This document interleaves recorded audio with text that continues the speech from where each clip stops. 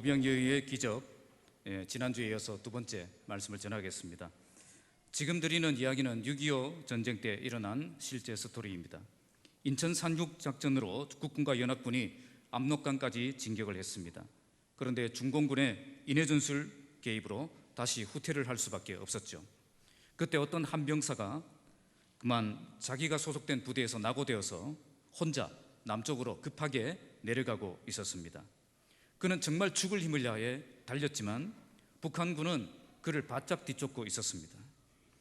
그는 북한군이 바로 등 뒤에 있다는 그 사실을 잘 알았지만 그는 혼자였고 너무나 지친 상태였습니다. 그러다가 그는 오래되고 버려진 어떤 건물을 발견하고 급하게 그 건물 안으로 들어가서 가장 어두운 방으로 들어가서 거기 숨어 있었습니다. 그러나 그 건물이 정말 안전한 피난처는 아니었습니다. 이제 북한군이 들어와서 수색하면 끝입니다. 그때 그는 하나님께 기도합니다. 주님, 저를 보호해 주십시오. 제 목숨은 주님의 손에 달려 있습니다. 주님의 뜻이 이루어지기를 원합니다. 저는 주님을 사랑하고 오직 주님 한 분만 믿고 살아왔습니다. 그런데 그때 갑자기 거미 한 마리가 나타난 겁니다. 그리고 그 거미가 방의 입구에 열심히 거미줄을 치기 시작하는 겁니다. 그때 군인은 실망합니다. 하나님, 나는 지금 적군으로부터 나를 지켜달라고 기도했는데 어떻게 이렇게 달랑 거미 한 마리가 와서 거미줄만 치고 있단 말입니까? 그렇게 원망을 했습니다. 그때 북한군도 그 건물을 발견하고 그 건물을 수색하기 시작합니다. 적군들의 발자국 소리가 점점 커지기 시작합니다. 이제 끝났구나 이렇게 생각하고 있는데 북한군이 그 방은 그냥 지나가는 겁니다. 왜 그냥 지나가는가 궁금했는데 지나가면서 북한군이 하는 말이 거미줄이 있는 거 보니 이 방에는 없어 이러고 지나가는 겁니다. 여기서 그는 하나님의 수준과 인간의 수준이 얼마나 다른가를 보게 됩니다. 내가 생각할 땐 이 거미 한 마리는 말도 안 되는 응답입니다. 하나님, 어떻게 거미 한 마리를 나에게 응답을 주십니까? 적어도 지원 병력이 충분히 와야 지금 이 상황을 빠져나갈 수 있다, 그렇게 생각을 했던 것입니다. 거미 한 마리만 가지고는 이런 위기를 절대 극복할 수 없다라고만 생각을 했던 거죠. 그런데 하나님은 이 거미 한 마리로 충분히 해결할 수 있었다는 겁니다. 나는 거미 한 마리가 말도 안 되는 응답이다라고 생각을 했는데 하나님은 충분히 거미 한 마리로 그 일을 해내신 것입니다. 거미 한 마리가 하나님의 방법이었고 거미 한 마리로 하나님은 놀라운 기적을 행하시는 분이심을 보여주신 것입니다. 오늘 본문에 오병이어 기적이 사건이 나옵니다. 지난주에는 오병이어의 기적이 일어난 배경을 살펴보았습니다. 기적이 일어날 수밖에 없는 그 사역의 현장이 있었고 또 섬김의 정신이 있었음을 우리가 보았습니다. 하나님의 기적은 아무에게나 일어나지 않고 기적이 일어날 수밖에 없는 사람이 있고 기적이 일어날 수밖에 없는 교회가 있다는 것입니다. 오늘은 오병이어의 기적이 일어나는 장면을 보겠습니다. 여기서 성경은 제자들의 수준과 예수님의 수준이 얼마나 다른가를 보여주십니다. 제자들은 나의 수준만 생각하고 안 된다고 포기하고 있을 때 예수님은 하나님의 수준을 보여주시고 제자들의 믿음을 기적을 경험하는 믿음으로 성장시켜주고 계신 것입니다. 오늘 말씀을 통해서 우리 모두 나의 수준 때문에 안 된다고 포기하는 사람이 아닌 믿음의 눈을 떠서 하나님의 능력을 바라보며 하나님의 수준으로 살아가는 사람이 되시기 바랍니다. 정말 연약한 나를 붙드시고 위대한 일을 행하시는 그 하나님을 만나고 믿음으로 굳게 서는 시간 되시기를 주님의 이름으로 축복합니다.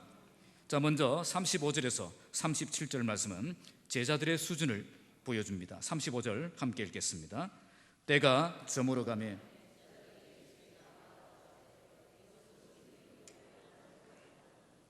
이때 때가 저물어 간다고 말씀합니다. 때가 저물어 간다는 것은 어떤 때가 되어 간다는 거죠? 밥 먹을 때가 되어 간다는 겁니다. 밥 먹을 때가 되었다는 거죠. 유대인들은 대부분 두 번 식사를 했습니다. 늦은 아침과 이른 저녁 이렇게 두 번 식사를 했습니다. 그렇다면 대부분 군중들은 아침을 먹고 지금까지 뭘 먹었다 안 먹었다? 아무것도 안 먹었다는 겁니다. 이런 상황이 되자 제자들이 예수님께 나옵니다. 제자들이 나서기 시작했다는 거죠. 지금까지는 예수님이 하시는 걸 그냥 보고만 있었습니다. 그런데 이젠 도저히 그냥 보고만 있을 수 없는 거죠. 예수님이 하시는 대로 그냥 내버려 두면 반드시 큰 문제가 발생할 것이다, 그렇게 생각을 했던 것입니다. 어떤 문제가 발생할까요? 지금 남자만 5,000명 모여 있습니다. 그리고 여기는 빈들입니다. 빈들이라는 말은 여기에 식당이 있다 없다, 떡집이 있다 없다, 없다는 겁니다. 게다가 제자들은 재정이 넉넉하지도 않았습니다. 재정이 또 충분히 있다고 해도 이런 곳에서 이 많은 사람들을 먹일 만한 그 떡을 얼마나 충분히 구할 수가 없다는 거죠. 결혼식을 하면 우리는 떡을 이렇게 나오는데 결혼식을 몇 명을 해야 남자만 5,000명을 먹일 수가 있겠습니까? 이런 상황에서 계속 군중들을 붙들고 있으면 어떻게 되겠죠? 정말 대책 없는 상황이 일어날 수 있다는 겁니다. 이런 것을 아는지 모르는지 예수님은 계속 말씀만 가르치고 있습니다. 제자들은 이해가 되지 않았습니다. 도대체 왜 이렇게 대책 없이 일하시는지 이해가 되지 않았습니다. 그래서 어떻게 합니까? 더 이상 기다리지 못하고 예수께 나갑니다. 제자들이 나서기 시작한 거죠. 이처럼 하나님이 이해가 되지 않으면 인간이 나서게 됩니다. 하나님을 믿을 수 없으면 인간이 나서서 대책을 세우기 시작하는 겁니다. 지금 제자들도 예수님이 너무 대책 없어 보이니까 자기들이 나서서 문제를 해결하려고 했던 것입니다.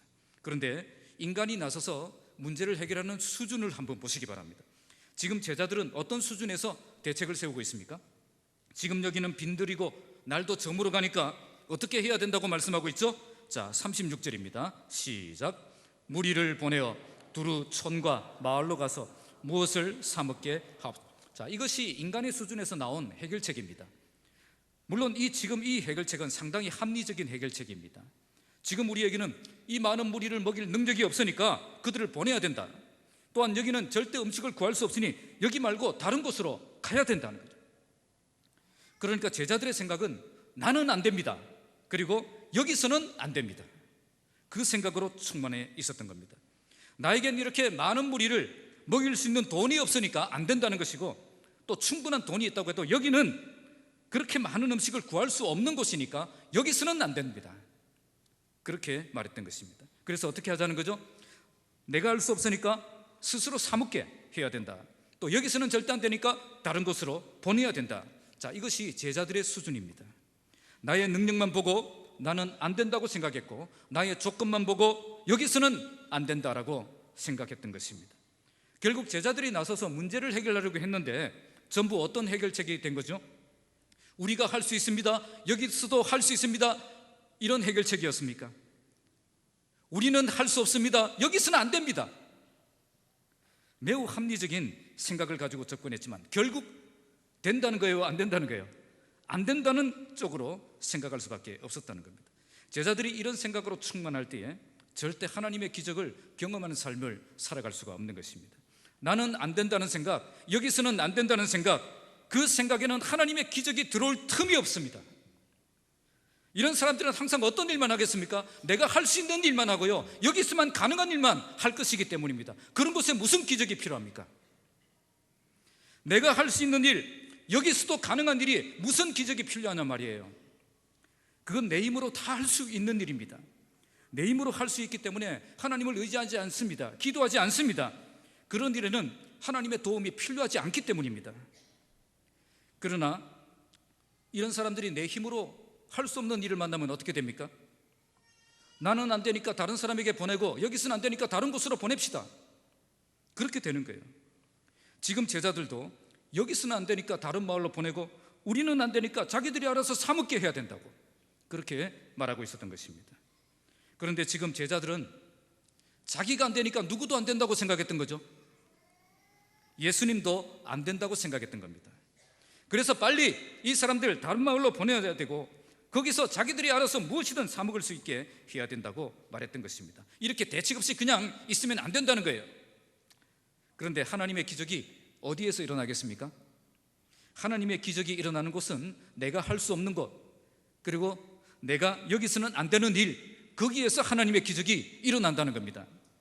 인간이 두 손 들고 물러나는 그곳에 하나님이 직접 개입하시고 하나님의 능력을 보여주시는 것입니다. 내 능력으로 절대 감당할 수 없는 그 일에 하나님의 기적이 필요한 것입니다. 그래서 우리는 내가 할 수 있는 일, 내가 하고 싶은 일, 내가 자신 있는 일, 거기만 고집하면 안 되는 겁니다. 거기엔 하나님의 능력을 경험할 기회가 없습니다. 내가 준비되지 않아도, 내가 좀 부족해도, 자신 없는 일이라도 부르심에 순종해서 믿음으로 도전하면 하나님의 능력을 경험하는 삶을 살아갈 수 있습니다.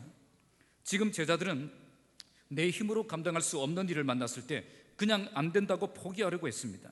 그들은 인간적인 생각과 계산으로 충만해져 있었던 겁니다. 이런 수준의 믿음을 가지고 있다면 그들은 항상 어려운 문제를 만나면 나는 안 된다, 여기서는 안 된다, 이런 수준으로 살아갈 수밖에 없는 사람이 되는 겁니다.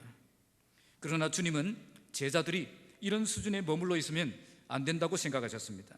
그들은 앞으로 교회의 리더가 될 사람들입니다. 그들이 하나님의 능력을 부정하고 하나님을 내 힘으로만 일하는 그런 사람이 되면 안 된다는 겁니다. 이제 제자들은 내 힘으로 일하는 사람이 아니라 하나님의 능력을 가지고 일하는 법을 배워야 했던 것입니다. 그래서 예수님은 제자들을 향해 하나님의 능력을 경험할 수 있도록 도전하십니다. 어떻게 하죠? 너희가 먹을 것을 주라. 지금까지 제자들은 안 된다고 보겠던 바로 그 문제예요. 우리 힘으로 안 된다는 거 뻔히 아시면서 그들을 향해 너희가 먹을 것을 주라, 이렇게 명령하고 계신 겁니다. 주님은 왜 이렇게 하고 계실까요? 자, 37절입니다. 시작. 대답하여 이르시되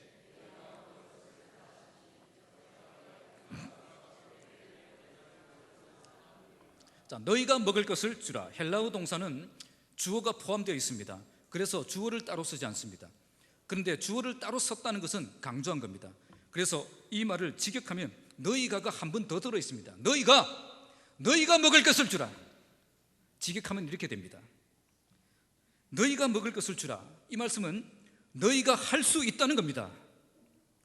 제자들은 안 되는 조건만 보고 나는 안 된다, 여기서는 안 된다, 그렇게 생각하고만 있었는데 우리 주님은 너희들이 충분히 할 수 있다, 그렇게 도전하고 계셨던 것입니다. 너희들은 안 되는 사람이 아니라 충분히 할 수 있는 사람이라는 겁니다. 이 말을 들을 때 제자들의 반응은 무엇입니까? 우리가 가서 200데나리온의 떡을 사다 먹이니까. 당시 데나리온은 노동자의 하루 일당이었습니다. 그래서 200데나리온은 노동자가 8개월 동안 일해야 벌 수 있는 금액입니다. 요즘 하루 일당이 10만 원으로 치면 2천만 원 가까이의 예산이 들어가는 그런 식사입니다. 인간적으로 계산은 충만한 사람은 이처럼 계산도 충만합니다. 교회에서도 믿음으로 일하지 않고 이 계산으로 일하는 사람은 항상 예산부터 생각합니다.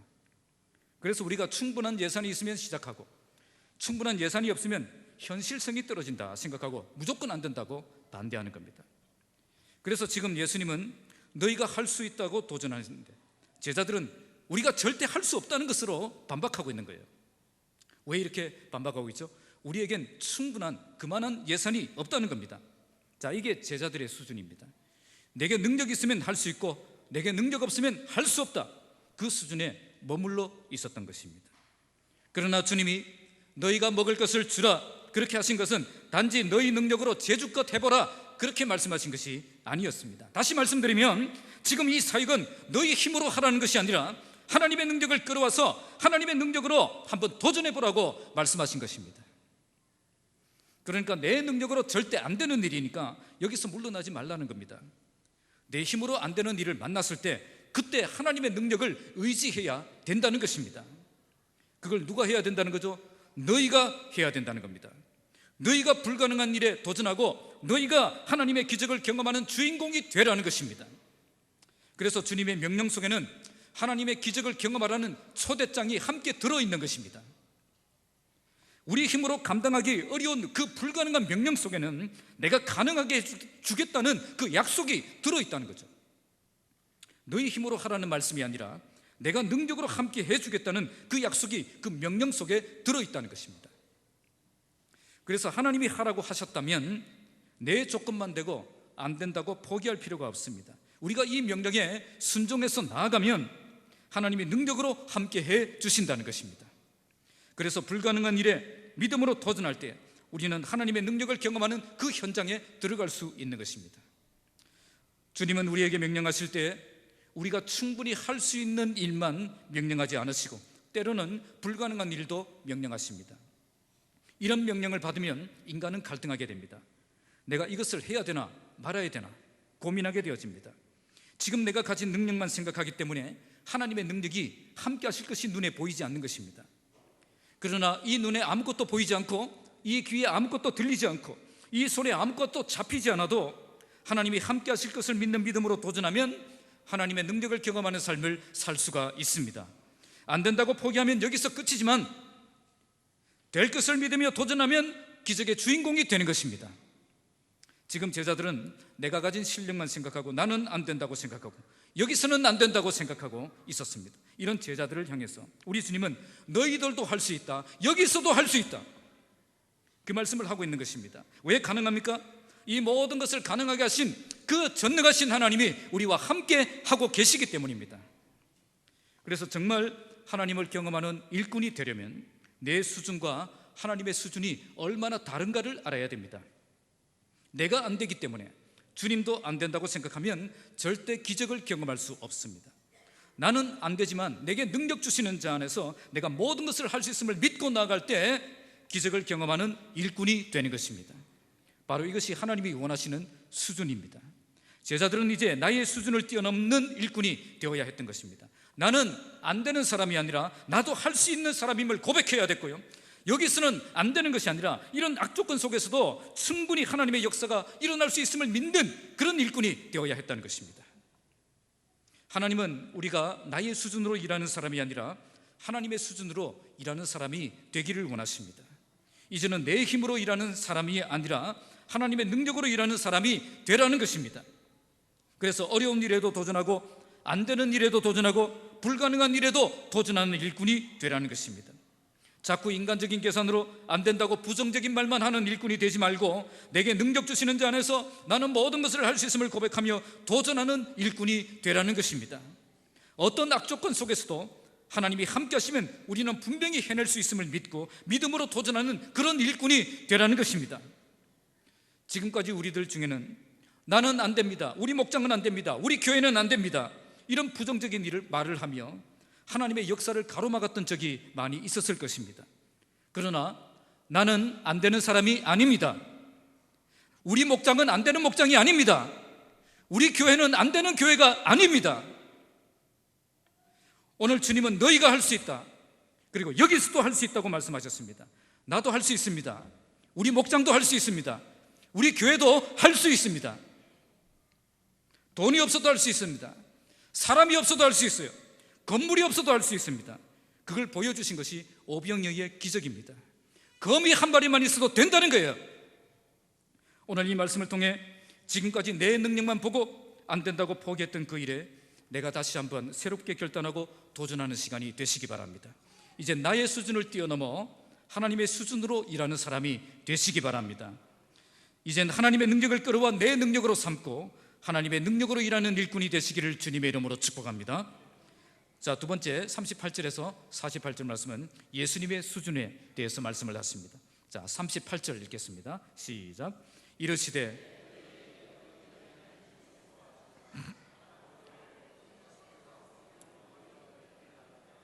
자, 예수께서 제자들에게 너희가 먹을 것을 주라 하셨을 때 아마 제자들의 이 생각은 복잡해지고 많은 계산들을 하게 되었을 것입니다. 이 정도의 사람을 먹이려면 그 정도 떡을 살 수 있는 돈이 있어야 되고, 또 돈이 있다고 해도 그 떡을 사기 위해서는 이 마을 저 마을 돌아다니면서, 그땐 봉고차도 없었는데 막 이렇게 돌아다니며 그 떡을 다 사가지고 와서 먹여야 됩니다.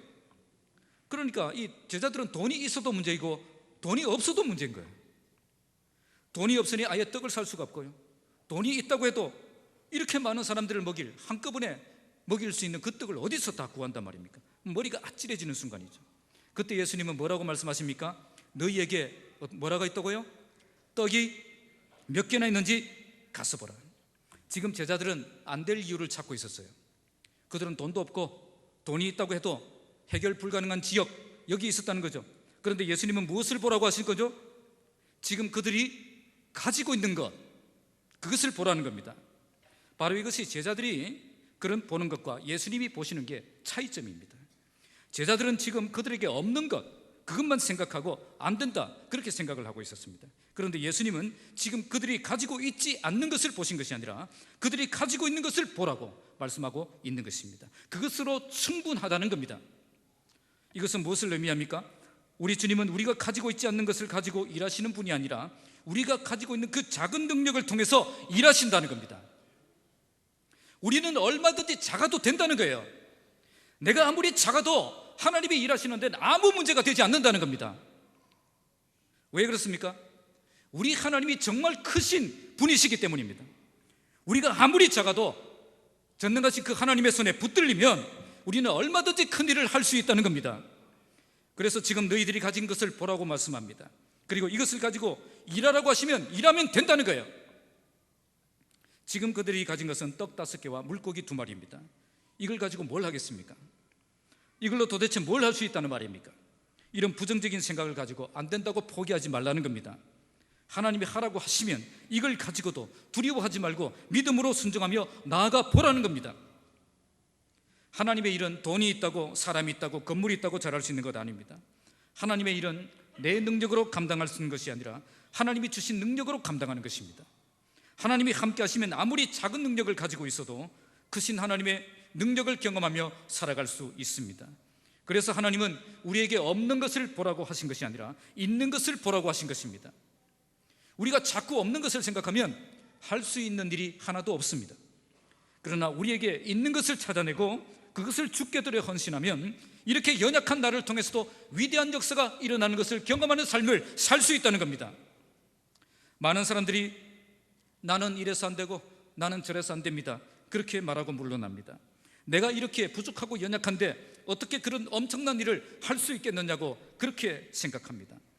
그러나 이런 생각에 사로잡혀 포기하면 우리는 위대한 하나님의 역사가 일어나는 그 놀라운 기회를 영원히 걷어차 버리는 것입니다. 하나님은 절대 나의 능력과 나의 크기로 일하지 않습니다.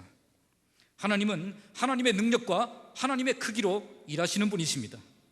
그래서 나의 크기 때문에 주저하고 갈등하고 포기하면 안 됩니다.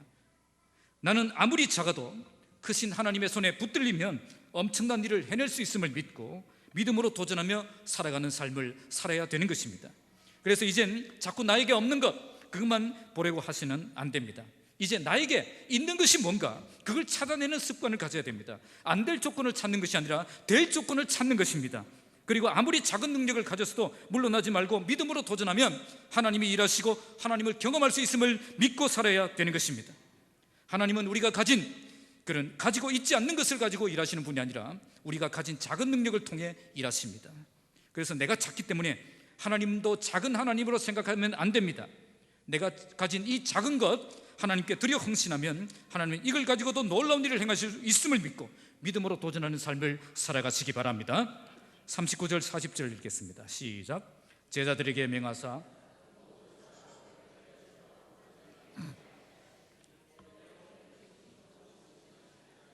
자, 이제 예수님은 제자들에게 명령하사 모든 사람으로 때를 지어 푸른 잔디 위에 앉게 하셨습니다. 그래서 때로 100명씩 50명씩 이렇게 앉았습니다.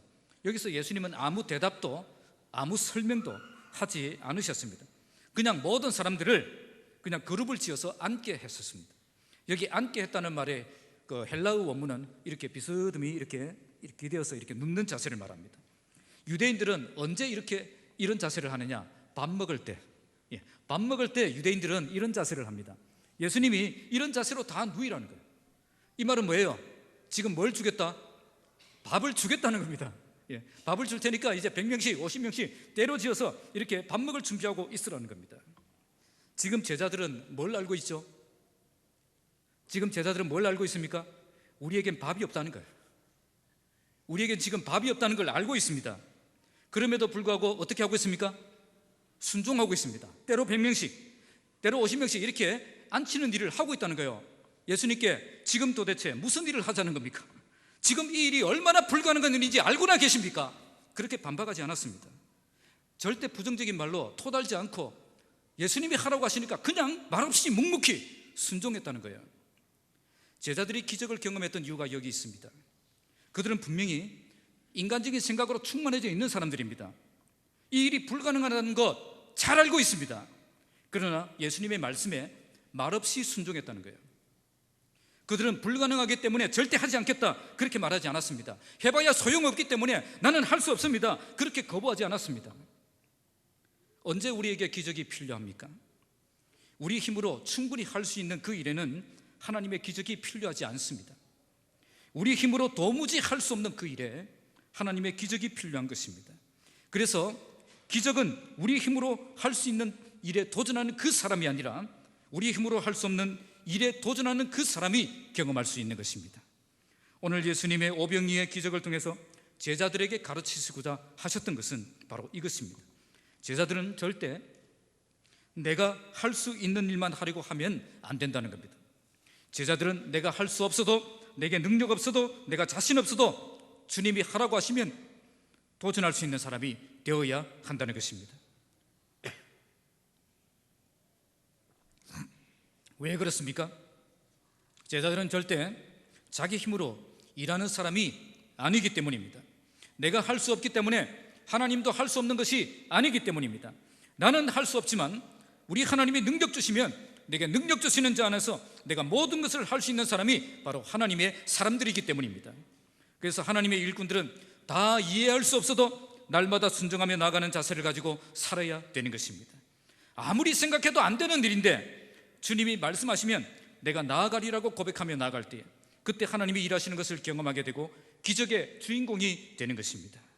그래서 교회도 기적의 주인공이 되려면 반드시 지켜야 할 것이 있습니다. 그것은 바로 입조심입니다. 자, 우리 옆에 계신 분들에게 이렇게 말씀하세요. 입에 손에 이렇게 대시고 입조심하세요. 긍정적인 말이 아니라 부정적인 말을 하는 그 교회는 절대 기적의 주인공이 될 수 없습니다. 부정적인 말을 중단하고 말없이 순종하며 믿음으로 도전할 때 그때 기적이 일어나는 역사가 일어난다는 것입니다. 기적이 중단된 교회는 말이 많은 교회입니다. 긍정적인 말이 아니라 부정적인 말이 많은 교회는 하나님의 기적이 들어올 틈이 없습니다. 아무리 어려운 일이라도 말없이 묵묵히 순종하고 협력하면 하나님이 안 될 일도 되게 해주십니다. 그러나 아무리 쉬운 일이라도 자꾸 부정적인 말로 토를 다고 반박하고 반대하면 될 일도 안 됩니다. 오늘 우리 교회는 될 일도 안 되는 교회가 아니라 안 될 일도 되게 하는 역사가 일어나는 교회가 되길 바랍니다. 그러기 위해서 모든 일꾼들은 말없이 묵묵히 순종하는 일꾼이 되어야 됩니다. 내가 할 수 없다고, 내가 자신 없다고, 내가 하고 싶지 않다고 부정적인 말을 하며 험담하며 물러나는 일꾼이 되면 안 된다는 것입니다. 주님이 하라고 하시면 그냥 말없이 시작하시면 됩니다. 내 조건 생각하지 말고 내 능력 생각하지 말고 하나님이 함께 하실 것을 기대하며 믿음으로 도전하면 그때 하나님이 나를 통해서 일하시며 놀라운 능력으로 함께 하시는 것을 경험하는 복된 삶을 살아갈 수가 있다는 것입니다. 주님 말씀하시면 내가 나가리다. 주님 뜻이 아니면 내가 멈춰서리다. 나의 가고 서는 것 주님 뜻에 있으니 오 주님 나를 이끄소서. 뜻하신 그곳에 나 있기 원합니다. 이끄시는 대로 순종하며 살리니 연약한 내 영혼 통하여 일하소서. 주님 나라와 그 뜻을 위하여 오 주님 나를 이끄소서. 오늘 우리 교회가 인간적인 생각과 계산을 내려놓고 주님의 명령에 순종하여 내가 할 수 없던 일도 감당해내고 내가 자신 없던 일도 감당해내고 모두가 불가능하다고 했던 그 일도 감당해내는 그런 교회가 되길 바랍니다. 그래서 하나님의 능력이 함께하는 삶을 통해서 참된 기쁨과 감격이 충만한 그런 삶을 살아가는 저와 여러분 되시기를 바랍니다. 41절 함께 읽겠습니다. 시작. 예수께서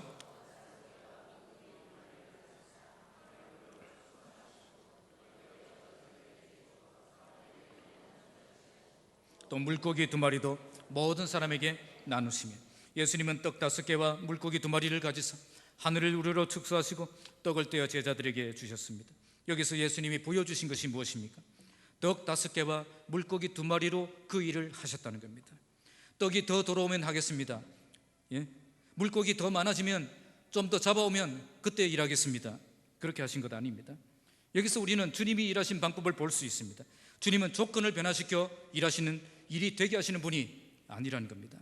주님이 들고 계신다고 해서 조건이 달라진 것도 없습니다. 물고기 더 많이 잡힌 것도 아니고요, 떡이 더 더러운 것도 아닙니다. 달라진 건 없었다는 거죠. 그런데 한 가지 중요한 사실이 있습니다. 이렇게 열악한 그 조건이 주님의 손에 붙들려 있었다는 겁니다. 오늘 본문에 예수께서 떡 5개와 물고기 2마리를 가지사, 이 말은 직역하면 붙들고 있었다는 거예요. 손에 들고 계셨다는 겁니다. 아무리 안 되는 조건이라도 주님이 손에 붙들리면 놀라운 역사가 일어날 수 있다는 것입니다. 그래서 오늘 본문은 지금 우리가 무엇을 들고 있느냐, 이것이 중요한 것이 아니라 이것이 누구의 손에 들려 있느냐, 이것이 중요하다는 것을 알아야 됩니다. 사실 다윗과 골리앗의 싸움 보십시오. 골리앗은 뭘 들고 있었습니까? 전쟁에 필요한 모든 것을 다 갖추고 있었습니다. 딱 한 가지, 얼굴만 없었어요.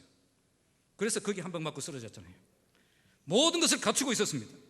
그런데 다윗은 뭘 들고 있었죠? 돌멩이 5개. 돌멩이 5개밖에 없었습니다. 그런데 누가 있어서 이겼습니까? 골리앗은 모든 무장을 다 갖추고 있었지만 한 방에 무너졌습니다. 다윗은 아무것도 아닌 돌멩이 5개 들고 있었지만 한 방에 이겼습니다.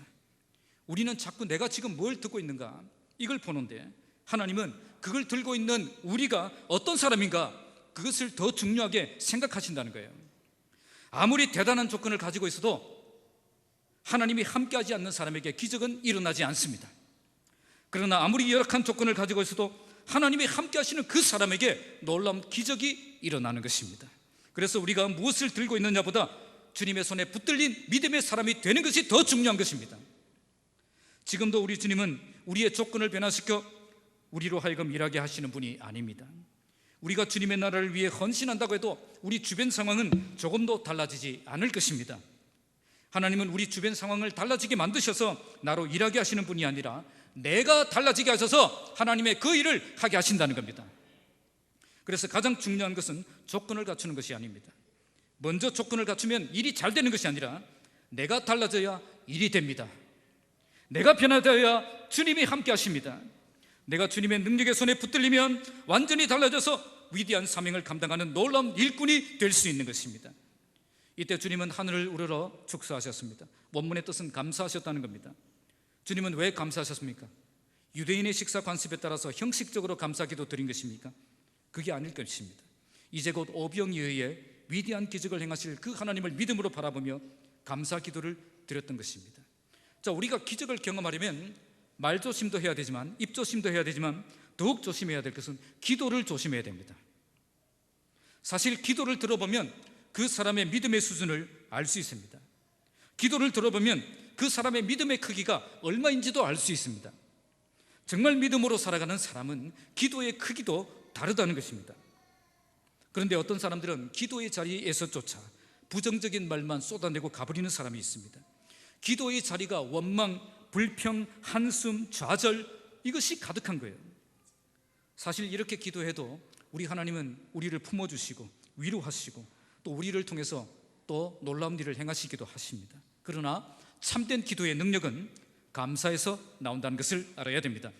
1874년 미국 미네소타주에서 3년 연속으로 아주 심한 가뭄과 메뚜기 떼의 공격으로 농작물은 전멸하고 경제공황에 빠진 적이 있었습니다. 3년 연속으로 이런 가뭄에 시달리니까 그 지역 사람들의 말은 황폐해지기 시작했습니다. 그때 당시 미네소타주의 주지사였던 필스베리라는 사람은 모든 주민에게 이상한 날을 선포합니다. 어떤 날일까요? 감사 기도의 날입니다. 우리가 다 죽게 되었지만 먼저 하나님께 감사부터 드리자는 거예요. 그래서 1877년 4월 27일에 농작물은 전멸했지만 우리가 아직 살아있고 앞으로 하나님이 기회를 주실 것이니까 하나님께 감사하는 그 기도를 드렸습니다. 그날은 미네소타 주민 전체의 감사 기도가 하늘을 덮은 날이었다, 그렇게 기록합니다. 그런데 정말 믿기 어려운 역사가 일어납니다. 당시 들판을 가득 덮었던 그 메뚜기 떼가 며칠 사이에 전부 죽어버린 거예요. 과학자들이 도대체 이것이 어떤 현상으로 일어나는지 과학적으로 설명해 보려고 아무리 노력했는데 불가능했습니다. 그래서 과학자들이 이제 결론을 어떻게 내렸느냐, 이것은 기적이라고 밖에는 설명할 길이 없습니다. 기적을 경험하는 사람은 기도에서 차이가 납니다. 도무지 감사할 수 없는 상황에서 감사로 나아가면 그 감사 기도에 하나님의 능력이 임한다는 것입니다. 그래서 사도 바울도 빌립보서 4장 6절에 아무것도 염려하지 말고 다만 모든 일에 기도와 간구로 너희 구할 것을 어떻게? 감사함으로 하나님께 아뢰라, 그렇게 말씀하신 것입니다. 이젠 기도의 자리에서 승리하시기 바랍니다. 모든 싸움은 기도의 자리에서 결판납니다. 우리가 어떤 기도를 드리느냐에 따라서 우리가 경험하는 하나님이 달라진다는 겁니다. 믿음의 기도를 드리며 감사의 기도를 드리며 나아가 하나님의 기적을 경험하는 사람이 되시기 바랍니다. 기도하신 후에 예수님은 떡을 떼어서 사람들에게, 제자들에게 나눠주십니다. 원문은 떡을 떼는 것은 한 번 하신 거예요. 그러니까 떡을 한 번 뗀 거죠. 한 번. 그리고 나눠주신 것은 계속 나눠주신 거예요.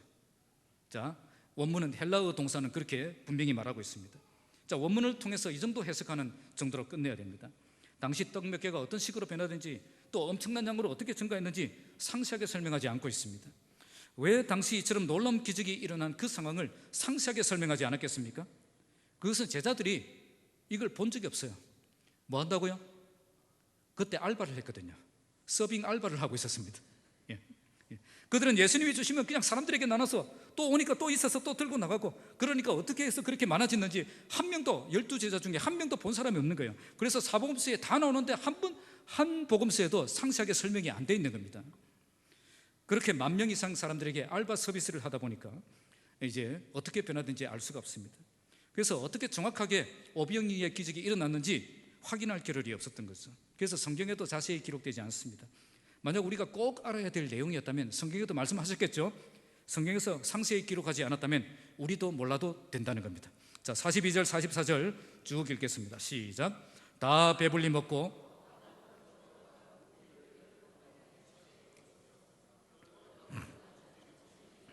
자, 이제 본문은 오병이어의 기적의 결과를 말씀하죠. 먼저 모든 사람들이 어떻게 먹었다? 그냥 조금씩 나눠 먹었어요. 배불리 먹었다. 그들 중에 좀 부족하게 먹은 사람이 한 명도 없었다는 거예요. 떡 5개와 물고기 2마리는 예수님의 손에 붙들렸을 때 모든 사람들이 배불리 먹을 수 있을 만큼 이렇게 많아졌다는 거죠.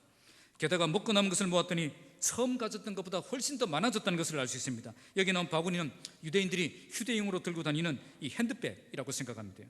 예. 당시 유대인들은 이방인의 음식으로 자신을 더럽히지 않기 위해서 이 바구니에 음식을 담아다고 그 생필품을 담아서 그렇게 여행을 했습니다. 12바구니였다는 말은 아마도 제자들이, 모든 사람들이 다 들고 다니는 거니까요. 여행용 바구니에 담았기 때문으로 여겨집니다. 예수님은 제자들에게 남은 음식을 거두라고 했고, 제자들은 남은 음식을 챙겼기 때문에 12바구니에 가득 차게 거둔 것입니다. 자, 이것은 하나님의 은혜를 얼마나 넘치도록 부어주셨는지 우리에게 잘 설명해 주고 있습니다. 그리고 마지막으로 떡을 먹은 남자는 몇 명이었다? 5,000명이었다. 지금 이 오병이어의 기적이 얼마나 엄청난 역사였는지를 말씀한 말씀이 설명해 줍니다. 남자만 5,000명이었다. 어린아이와 여성들까지 포함하면 15,000명 이상은 되었을 것입니다. 이렇게 많은 사람들을 먹이고도 남는 충분한 역사가 일어난 겁니다. 오늘 성경의 마지막 결과를 이처럼 상세하게 설명하는 이유가 뭐겠습니까? 하나님의 손에 붙들리면 아무리 열악한 조건이라도 이처럼 엄청난 일을 해낼 수 있음을 보여주신 것입니다. 처음에 그들이 떡 5개와 물고기 2마리를 들고 왔을 때, 자, 이걸로 뭘 할 수 있겠습니까? 그런 부족한 조건이 아닐 수가 없습니다. 그런데 이렇게 작은 것이 주님의 손에 붙들리니까 이처럼 엄청난 역사가 일어났던 것입니다. 제자들은 뭐만 하면 됩니까? 말만 하지 않으면 됩니다. 말만 하지 않으면 돼요. 이래서 안 되니 저래서 안 되니 부정적인 말을 하며 뒤에서 비웃고 뒤에서 엉망하고 이런 식으로 주의 역사를 가로막는 일만 하지 않으면 되었다는 거죠. 그리고 묵묵히 순종하면 됩니다. 이걸로 무엇을 할 수 있겠느냐, 그렇게 생각하고 포기만 하지 않으면 됩니다. 제자들은 주님이 하라고 하신 일만 하면 되었습니다. 그 일은 뭐죠? 떡을 더 준비하는 것입니까? 물고기를 더 잡아오는 것입니까? 아닙니다. 주님이 시키신 일, 사람들을 앉히고 나눠주면 됩니다. 여기서 우리는 중요한 원칙 하나를 배우게 됩니다. 우리는 불가능한 문제를 만났을 때 그 문제를 극복할 수 있는 방법입니다. 그것은 내가 할 수 있는 일은 열심히 하고 내가 할 수 없는 일은 그분께 맡기는 겁니다. 제자들이 해야 될 일이 있었고 하나님이 하셔야 될 일이 있었습니다. 제자들이 해야 될 일은 뭐죠? 먼저 나에게 뭐가 있는지를 보라. 내게 없는 것 보지 말고 내게 있는 것, 그것이 뭔가, 그것을 먼저 보라는 겁니다. 그리고 내가 가진 것 아무리 작고 보잘것없는 것이라고 해도 그것을 주께 드려 헌신하면 주님은 그것을 충분히 사용하실 뿐 아니라 쓰고도 남는 역사가 일어나게 하실 것입니다. 제자들이 떡을 살 수 있는 돈을 더 준비하고 또 떡을 살 수 있는 떡집을 돌아다니면서 그렇게 떡을 구할 필요가 없습니다. 그것은 누가 하실 일이죠? 하나님이 하실 일입니다. 하나님이 하실 일을 제자들이 할 필요가 없었다는 겁니다. 제자들이 할 일은 그냥 주님이 시키신 대로 사람들 앉히고 주님이 주신 떡을 나눠주기만 하면 되었던 것입니다. 우리가 자꾸 갈등하고 포기하는 이유가 어디 있습니까? 하나님이 하실 일을 자꾸 내가 하려고 하면 주눅이 들고 포기할 수밖에 없는 거죠. 어떻게 우리가 그 일을 할 수 있겠습니까? 또 하나님이 하실 그 일을 내가 한들 또 얼마나 잘해내겠습니까? 하나님이 하실 일은 하나님이 하셔야 하나님의 수준으로 하나님의 역사가 일어나는 것입니다. 하나님이 하실 일을 바라보면서 우리가 절대 하지 말아야 될 일은 뭐죠? 부정적인 말과 절망적인 기도입니다. 우리의 말을 들어보면, 우리의 기도를 들어보면 그 사람이 하나님의 기적을 경험할 사람인지 아닌지 알 수 있다는 거죠. 정말 믿음의 고백을 드리며 감사의 기도를 드리며 나아갈 때 기적의 주인공이 되는 것입니다. 오늘 우리 교회가 나의 크기 때문에 안 된다고 물러나는 교회가 아니라 믿음의 눈을 떠서 하나님의 크기를 바라보며 하나님의 수준으로 일하는 교회가 되길 바랍니다. 내게 없는 것만 생각하고 포기하는 교회가 아니라 내게 있는 작은 것들에 헌신하여 하나님의 능력을 경험하는 교회가 되길 바랍니다. 우리 교회가 하나님이 하실 일은 하나님께 맡기고 내가 할 일은 말없이 순종할 때 하나님의 기적을 경험하는 교회가 될 줄로 믿습니다. 이제는 어떤 열악한 조건과 환경을 만나도 부정적인 말과 절망적인 기도를 날려버리고 믿음의 고백을 드리며 감사의 기도로 나아가서 연약한 우리를 붙드시고 위대한 일을 행하시는 그 하나님을 만나고 경험하는 모든 성도들이 되시기를 주님의 이름으로 축복합니다. 기도하겠습니다. 하나님 아버지, 우리가 이 땅에서 하나님